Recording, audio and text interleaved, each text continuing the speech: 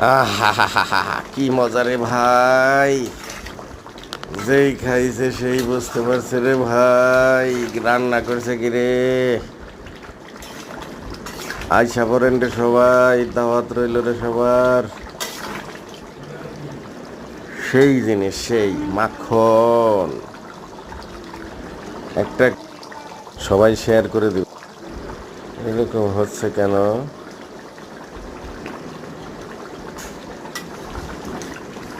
এত সুন্দর, এত স্বাদ, অসাধারণ। সবাই খেয়ে দেখবেন কি মজা। না পাইলে চলে আসবেন আমার বাসায়, আনাজ খাওয়ার নিয়ে রেডি।